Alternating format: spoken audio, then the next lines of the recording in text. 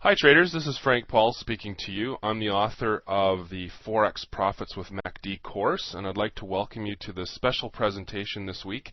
I do chart of the week examples as part of bonus module 3 of this course for all subscribers, and so this week I'm actually speaking to two different audiences, both my regular subscribers and anyone who's received the email promo on the course, and I'd like to welcome you as well. Hopefully this will give you a bit of a taste for what the course is like, what the chart of the week examples are like, the approach to trading that we regularly review, and I really hope you enjoy this week's presentation. And I've titled it kind of almost tongue-in-cheek, How to Make $1,418 While You Sleep, which might sound like a kind of a cryptic title. You know, what's the significance of that particular number? Well, that relates to a trade example we're going to go over. As regular subscribers know, I don't just talk textbook theory. I put my money where my mouth is, so to speak, and I actually trade the way I document in the course, and I really like to back up my ideas by showing you actual examples of actual trades that I took, and I prove that by giving you screen captures of my actual dealing desk window, so you can see that they really were trades actually taken and not some pie-in-the-sky textbook theory. So this particular trade earned me $1,418 on a standard lot on a trade, and the whole thing happened while I was sleeping, which was really lovely, and just a testament to how when you have a really good trading system or trading approach that you use over and over again consistently, you can develop the trust in it that you can let the market do the work for you. You've done everything you need to do, and you can literally go to sleep. You don't have to sit there and watch your monitors 24 hours a day. So that's the theme of this week's presentation, and I hope you enjoy it.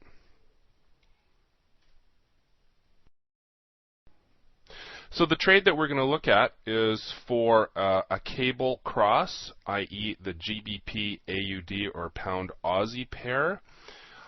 We usually look at Pound Yen. That's the number one pair of interest that we often look at in these chart of the week examples, but I've told my regular subscribers we're going to start to branch out now a little bit.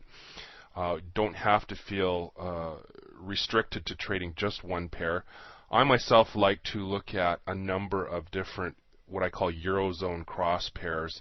I trade the European session, and so I'm trying to look at pairs that I believe logically ought to move the most during those hours. For example, I don't trade the dollar loonie pair because yeah, it'll move sometimes in the European session, but it seems to me it tends to do most of its daily range during the North American hours. So I really try to look at these Eurozone crosses, which includes Pound USD, Pound Yen, and so forth. And Pound Aussie is a really nice pair, like Pound Swiss, Pound Yen. It tends to have a really nice high daily range, and it tends to be pretty volatile as well during the European session. So depending on where in the world you live and what sessions you trade, of course, you might have to adjust your scope accordingly. But we've got a couple of just sample banknotes here. I found this kind of interesting. I presume this is supposed to be two different pictures of Queen Elizabeth, but it doesn't really look like the same person.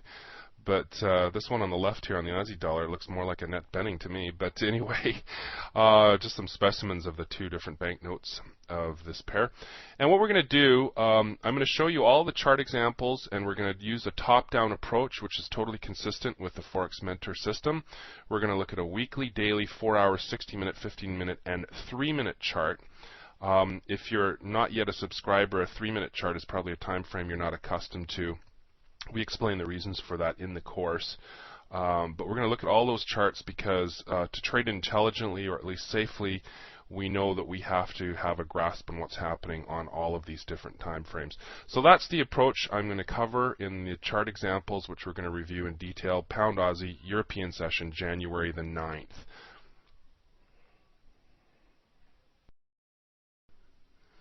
Just to further set up this trade, some of the interesting components or aspects of it you want to pay particular attention to include the following, and just as a diversion here, if the resolution is poor and you can't quite make out what this graphic is to the left, it's supposed to be a fancy dessert buffet table. It's the only graphic idea I could think of that went together with the idea of interesting aspects as the title. So anyway, that's what that's all about. So we're going to look at continuation patterns, which we're measuring with the Fibonacci. Fibonacci is an extremely powerful tool. If you've spent any time at all perusing Elliott wave concepts, you know that it's virtually the lifeblood of any financial market. At least that's the opinion in those quarters. But we're going to use a simplified version of that, continuation patterns with Fibonacci lining up the same way on all these different time frames, which is really cool. We have a tool that we talk about in the course called the Multimac Trend Following Tool, which takes some highly customized adaptations of MACD, which is one of the ways that we explore MACD. And we use that to establish the tradable trend or our bias for trading on an intraday or even swing trading kind of time frame. So we'll look at that. We also have a fairly proprietary entry signal system, which abbreviated is referred to as the MAP system, which we're going to use to get our entry signals. And finally, we're going to look at how we can use overnight exit limits, again, to automate the trade. In this particular example, I did not take a manual exit. I established a limit exit, and it triggered again while I was sleeping. I didn't have to do the work of monitoring my trade real time. So those are the interesting aspects that I really want to delve into the most in these chart examples coming up in just a moment. Just to prove to you that I took the trade I talk about here, I'm going to show you the closed positions window. I usually try to show both the open positions window at the time I execute the trade and the closed positions window, just so we get the information showing as to the initial stop that I placed. Unfortunately, I simply forgot to do the open positions window, so we only have this one. And here we have it. The information on the close of this trade. You can see the currency pound Aussie. We went short, and ultimately we earned a profit of 160 pips. I often joke about those partial pip values. The 0.3 pips, I don't know if it's worth talking about or not.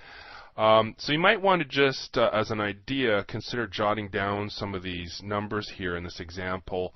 The time in was 0:31 Eastern Standard Time. That's 12:30 a.m. Or where I live on the west coast of North America, that's 9:30 p.m. the night before. Closed at 5:35 p.m. Eastern Time. So a total elapsed time of just a shade over 5 hours long. So that's not bad. 5 hours to earn 160 pips. That was a good move. And I took this as a one standard lot trade. And so even although it was 160 pips, being a cross pair, of course, it was worth a little less than that because the Aussie dollar, of course, is nowhere near parity with the US dollar. So that converted into $1,418 on one standard lot. So there's the proof of trade. Now we can move ahead and look at the actual charts. We're going to start with the weekly chart in our top-down analysis. And the most important salient point of this chart, of course, is a downtrend continuation pattern.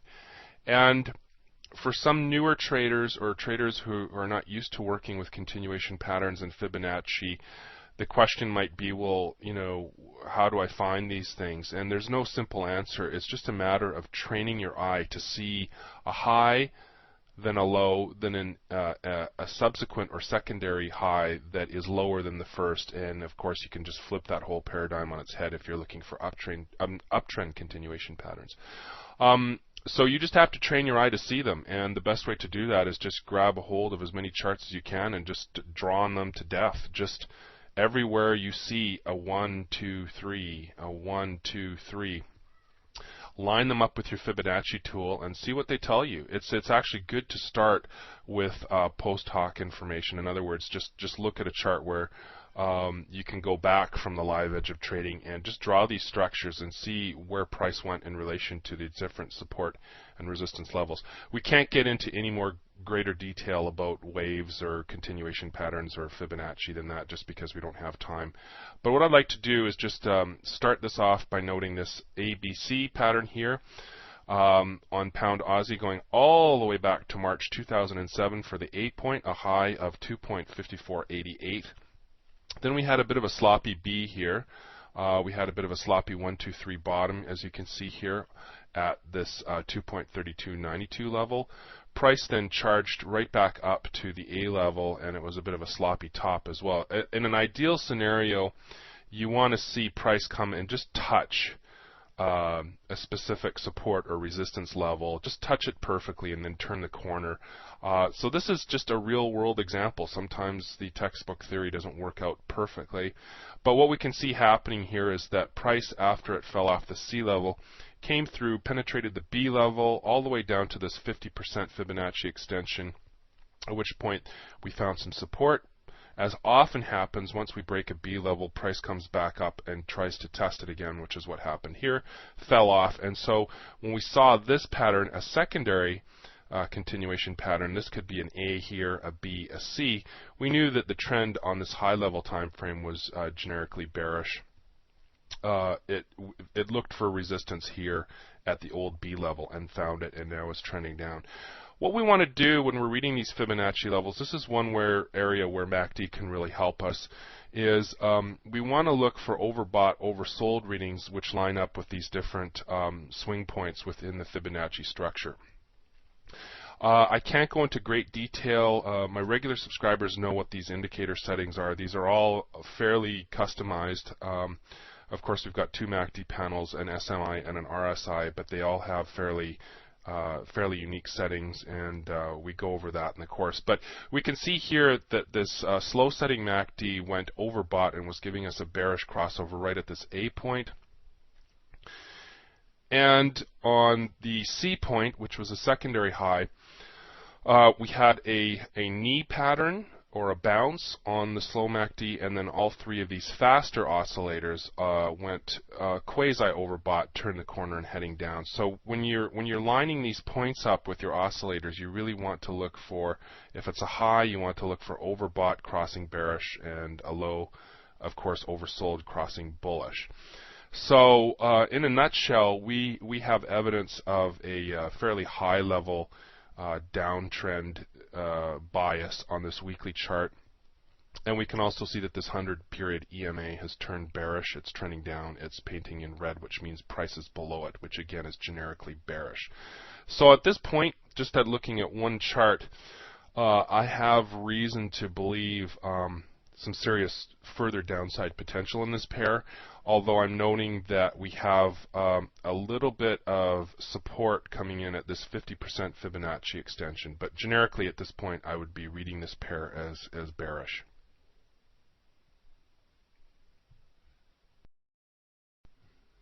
Onto the daily chart, and we can see that we have now got a subsequent downtrend continuation pattern, and this one is a little bit more textbook kind of perfect in its formation here than the fairly sloppy one we just saw on the weekly chart.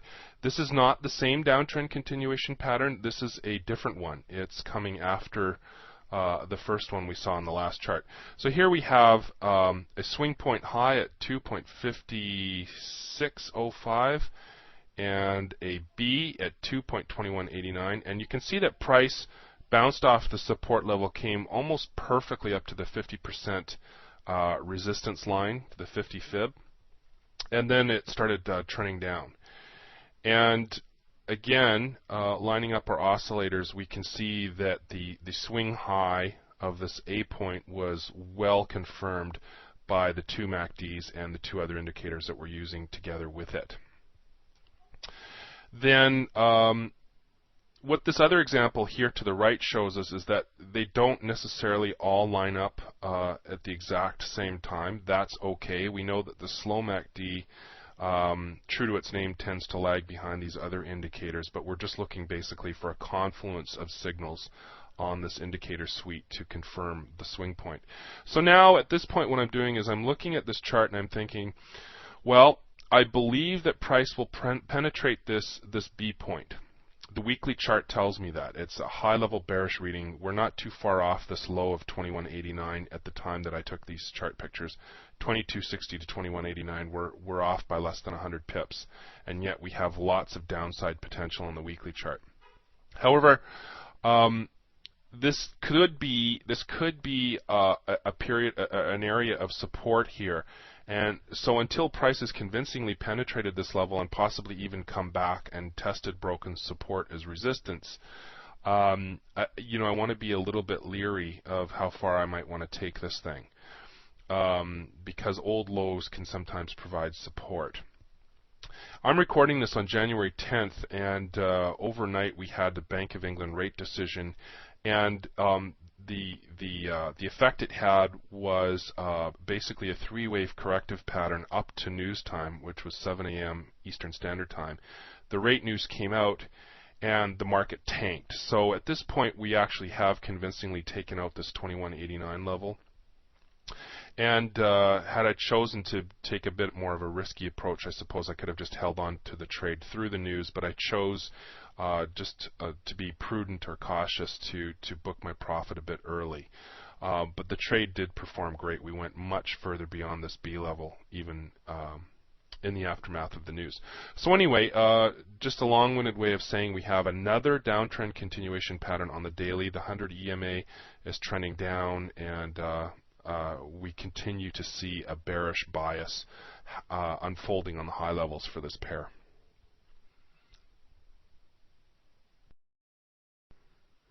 We look at the 4-hour chart, and we see a similar story emerging here as well. We had an A swing point, a B, and a C. In this case, price retraced all the way to and slightly beyond the 76.4% Fibonacci, and then it crashed through the B point, kind of was looking to test broken support as resistance, and then fell further, and now we can even see further continuation patterns unfolding.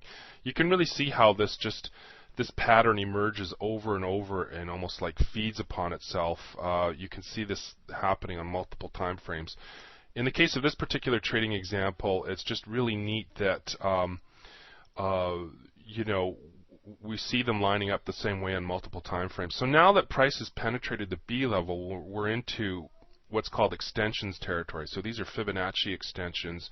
Once price confirms a continuation pattern by breaking a B point, then what you want to look for is targets below that. And generically, really good ones to work with are the 61.8, 161, 261, etc., all the way up sometimes to a key level is the 423.6% Fibonacci extension.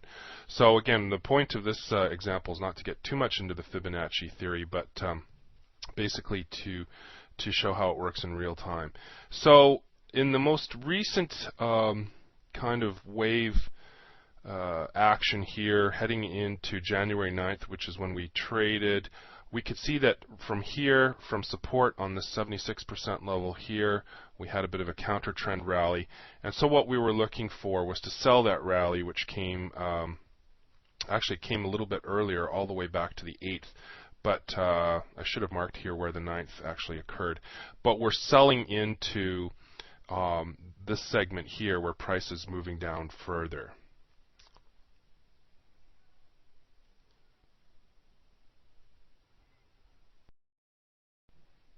Okay, by now you might be wondering, okay, what has this got to do with MACD or vice versa, Frank? You know, your course is called Forex Profits with MACD. So far you're showing me Forex Profits with Fibonacci. In these chart of the week examples, what we're really trying to do is we're trying to break away from all the textbook theory that's covered in the core course modules 1 to 8, where we really dissect MACD and look at it in isolation. But at this point now, we're taking a more realistic a more realistic approach. We can never safely take a single indicator approach, just trade indicators by themselves out of context. We have to, as Peter Bain often reminds us, use a confluence of events, a confluence of signals or indicators, And we're really trying now to put MACD into a trading context, and so it's really providing us a support, an analytical support for looking at price action. Now this is for you non-subscribers, this is probably something you have never seen before. It might even look a little wacky. You're probably wondering, scratching your head, wondering what the heck this is. I can't get in again to the details of how to set this up. Just don't have enough time in this example, but in the course we explain this in great detail, how to set this up and how to use it. This is just basically a really effective tool for monitoring the trend on an intraday and swing trading basis. If you're a position trader, you would have to adapt this accordingly. But what we want to do just generically is have a single information tool that gives us a fairly clear reading on the tradable trend and only trade in the direction of that trend. And this tool is not 100% perfect, just simply because nothing in trading is, but when interpreted correctly, judiciously, it is very effective, I have found. I use this tool all the time in my trading, and I look for it to establish a clear tradable trend for me. So we have three different versions of MACD here. They all probably look somewhat similar to you, but they are different settings designed to replicate three different time frames on a single page. And as you can tell, we don't have any price action here. We don't have any other indicators. We're just using MACD with an indicator overlay. That's this dashed line here, which is a 100-period EMA on MACD itself. So we're using this as kind of a secondary or slow trigger line. And it's a bit of a fine art to learn how to interpret this, but as you can probably see from this example, it's not too hard.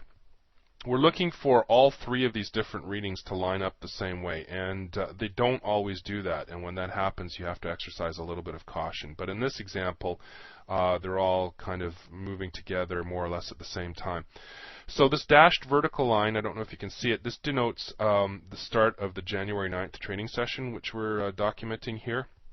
So what I'm doing is I'm looking at this and I'm seeing in the background all three of these different slow setting MACDs on these different time frames crossed over bearish. Ideally, we're more interested in this kind of crossover we see back here, way above the water line, really nicely articulated, clear as a bell.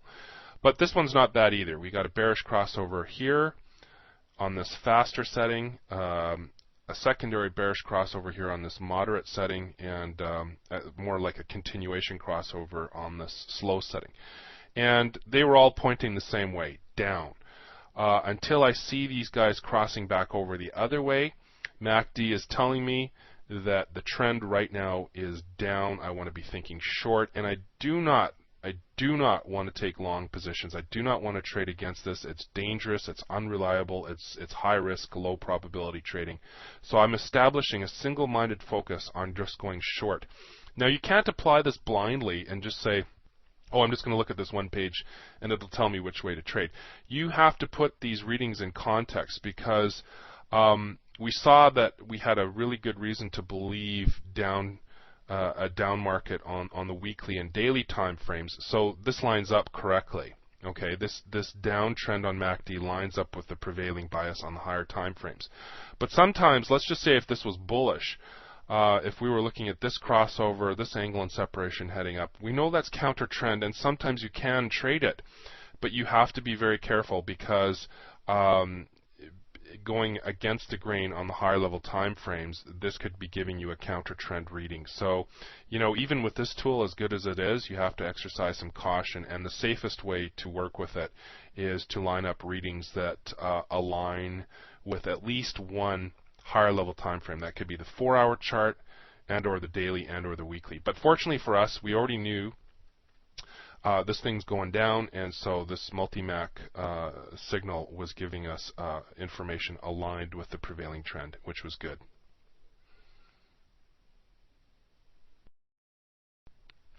We're now drilling down further to the 60-minute time frame, and we can start to see the date stamps here a little bit better. January 9th is right around here, which is right around here. So we have yet another downtrend continuation pattern. A, B, and C. In this case, the retracement was kind of weak. It only went as far as the 38% level, and then it fell. But you can see how when you draw these things correctly, it's uncanny how meticulously or how exactly price responds with these different Fibonacci levels. It's just absolutely remarkable. And in the background, of course, our 100-period EMA is still trending down. You can just see by eyeballing price action, we have highs and lower highs in sequence, which is the definition of a downtrend here.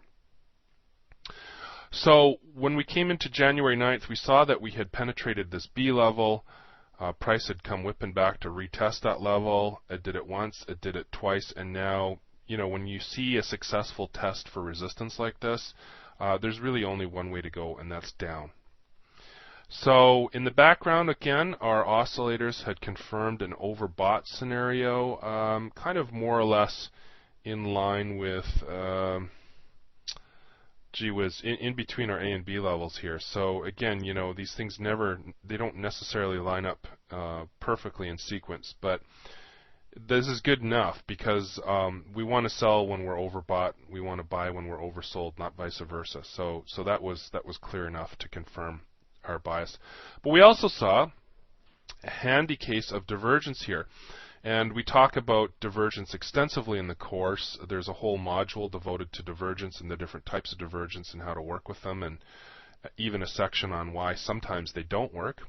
But in this case, we had a divergence which was perfectly lined up with the prevailing trend. We had a high and then a higher high. We marked that with this red line. We look at our oscillators.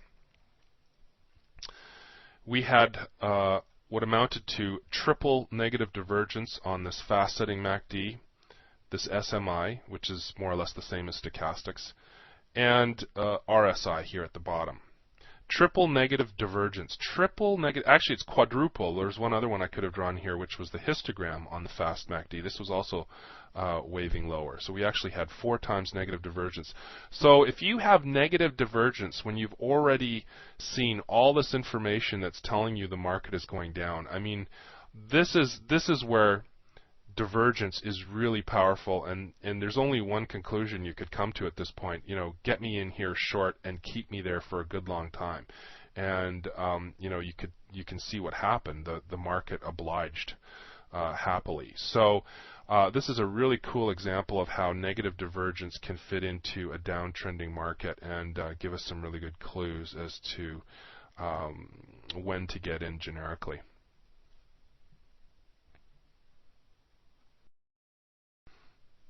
Yet another downtrend continuation pattern. This one on the 15-minute chart, which we can see happening starting at the London close on January 7th. I didn't mark in the ABC points, but just generically you can see them here. A swing point high at 27.44, then a B point, then price retraced almost perfectly to the 61.8%. We broke the B level, and then we started waving down further and further and further. And this level here I've got marked 2.2187. This is a 261.8% Fibonacci. This is a really key extension level, and so generically when you're setting your profit targets, this is a kind of one of those numbers you really want to keep in mind when you're looking at price action. So in this trade, I was coming in. We'll see it in detail on the 3-minute chart, but I was coming into the trade somewhere around about here. And doing so, I was looking first at this 161.8 level, and then I was looking at this 261.8 level, and I ended up setting my target in conjunction with this level just to take profit. Didn't mean I had to be out of the market, for forever, but for this trade, I really wanted to think about setting my profit target in conjunction with this level. And as you can see what happened in the immediate aftermath, that was not a bad place to book some profit. It wasn't perfect because, like I say, in the aftermath of the Bank of England rate decision, which happened last night as I record this, the market just went kaboom further right through this level. But that's okay. I wanted to book profit. I didn't want to sit through a big retracement, and I wasn't actually able to participate in the further down move just because 7 a.m. Eastern time is a little bit of an ungodly hour of the night for me to be trading where I am. I'm 3 hours behind that, but it would have been a great opportunity. I hope some of you were in the market and were able to trade the aftermath of the news, because this thing just gave us another nice counter trend rally and then collapsed further. It was just beautiful. But anyway, we can see that now we have, how many is that? Is that 6 in a row? 6 different time frames which are giving us downtrend continuation patterns. So at this point, you know, if you're entertaining any long thoughts, I hate to say it, but you really need to give your head a shake, because you do not want to buck the trend here. It's just not worth it. It's just too high risk and unreliable an approach to trading. So that's our 15-minute. We have one more chart to look at, which gave us our actual entry signals. On to our 3-minute chart. And as course subscribers know, for this time frame, we're using it really for one specific purpose, and that is just to get well-timed entry signals. We don't tend to draw trend lines or Fibonacci's or any other things. And again, it's kind of beyond the scope of this presentation to explain the entry signal system called MAP, which stands for MACD Parabolic, just another application where we're using MACD as a powerful tool. And you might actually be able to glean just from looking at this chart how it works. But basically what I want to do is show you the ideal entry point first of all, and then where I actually got in. The MAP system, as is documented in the course, and we refer to it over and over again just about every week, it gave me an entry signal that came a little early on this night, January 9th. It came at actually 23:30 hours, January 8th, so 11:30 p.m. Eastern time, which is 8:30 p.m. where I live. And unfortunately for me, that happens to be just about the time that I'm logging in each night doing my homework. It takes me about a half an hour to an hour to review and update my charts. So I missed this entry point here. But if I were logged in earlier in the evening, the system explains itself very well.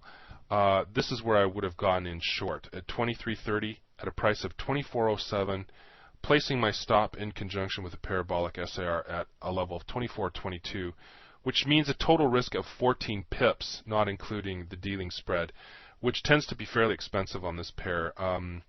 I pay, it fluctuates with market, but I pay anywhere from 8 to about 15 pips dealing spread on this pair, so which is the most expensive one I work with. So let's just say, 7 pips generically for a dealing spread. That's a total spread or total risk of 21 pips, which is really, really great for a high-ranging pair like this. So again, though, this is not where I got in just because I was not available. When I finally did get in, and you can go back and confirm this if you like against the open positions window, which I copied on the beginning of this presentation, when I finally did take a look at this chart, this pair, you know, it didn't take me long to conclude I needed to get in short here. I really needed to be short this pair.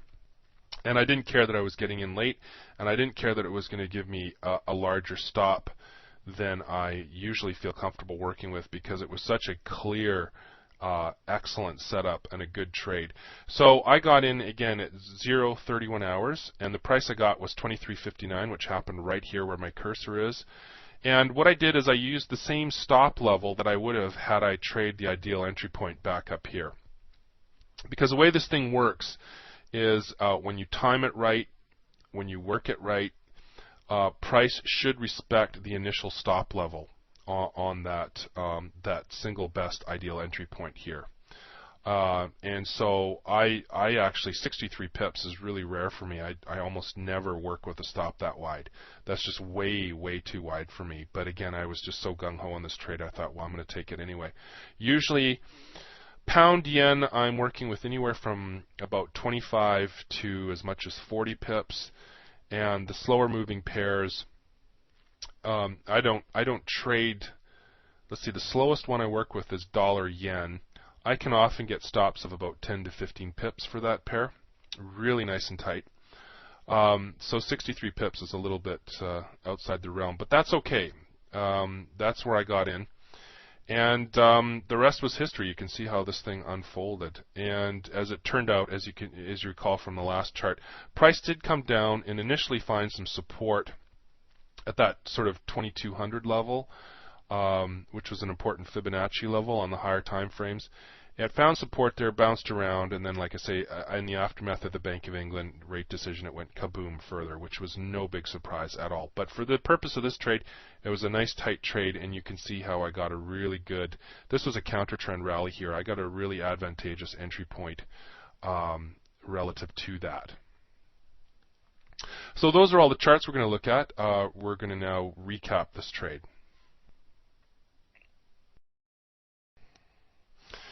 So those are three of my favorite funny guys there, Jon Stewart, Steve Colbert, and Steve Carell.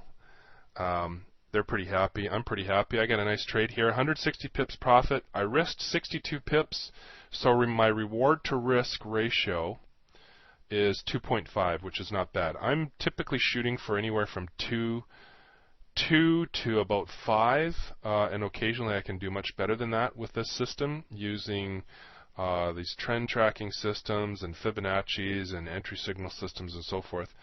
So that's not bad considering I got a later than ideal entry point. I'm content with that. You really want to be looking at your reward to risk performance over time. It's very important. It helps you establish how profitable you are.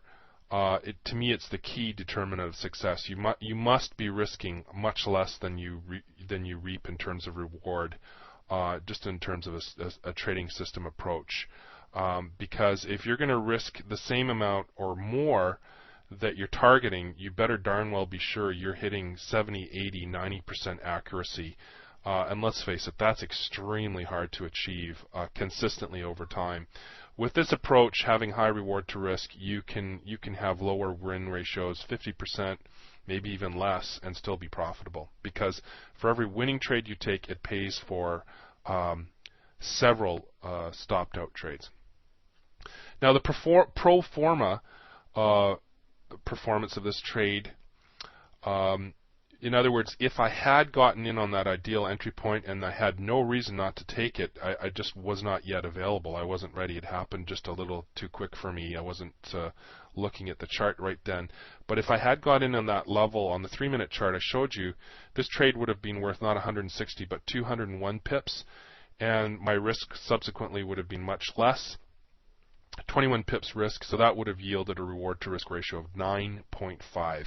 And that, at the risk of making a self-serving statement, that is absolutely awesome to get that kind of a ratio on intraday trades. It's just incredible. But we can do it with the systems that we have that we're working with in this course.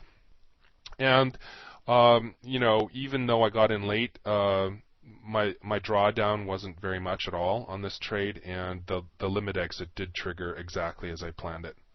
So the lessons learned from this trade: continuation patterns when you're lining them up on multiple time frames at once, a very powerful tool, and you always want to be thinking, if the trend is down, I want to be drawing downtrend continuation patterns, not uptrend, because it's easy to get confused by swing points and draw these things all over the map. You want to have a clear bias and be drawing your continuation patterns accordingly. You can find uptrend continuation patterns in downtrending markets, but you don't want to work with those because it's just going to confuse you. Fibonacci extensions, very important for setting our exit targets. As we saw, price respected my exit limit. It respected a support level on a temporary time frame. Anyway, it gave me an opportunity to book profit on a trade without having to sit through a big retracement. And I could certainly have gone in for a subsequent short later on. And then, of course, with the Multimac page we saw, even though we had to sort of glance over it fairly quickly, having a reliable trend following tool is very important. And finally, the map entry signal system gave us just an excellent entry point, well timed with limited risk.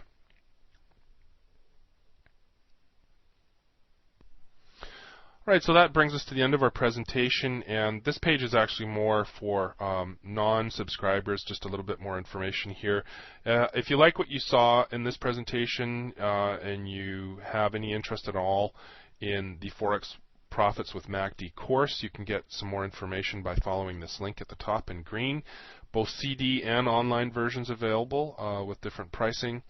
And I just wanted to close with this sample email. So you can see this is real feedback from real people. I'm not just making this up. This message came to me from John Kalmus. John, I hope I'm pronouncing your name correctly, and I've just blocked out his email address to respect his privacy here. But I received this lovely email. It says, Frank, thank you for coming out with this course. It has helped my trading significantly with your maps. And, of course, he's referring to the map entry signal system, which we looked at briefly. With your maps and a little practice, I know I will finally be successful. The new things you teach us each week in your chart of the week are awesome. You truly have over-delivered. I've bought dozens of courses, attended workshops, but none have taught me as well as your course has. I'm a fan of yours for life, so if you come out with anything else, I will surely buy it without a second thought. Thanks, John. Hope you do start the trading room for the pound yen that you were considering. I'll sign up. What you have taught is the only thing I use to make my trading decisions. It works better than anything I learned in the past. I really like the tight stops. Thank you, John Kalmus. Well, I'd like to thank you, John, for this message. I really appreciate the feedback. And like I say, folks, this is an example of the kinds of feedback. People are just they're just raving about this course. I don't know what else to say. I've not received one negative email from anybody, and I've received many dozens so far. So the response has been really great, which has really been gratifying for me. And I hope that if you do decide to spring for the course, that it will help your trading as well. Just to put this chart of the week example in context, each of these presentations are anywhere from 45 minutes to 60 minutes long.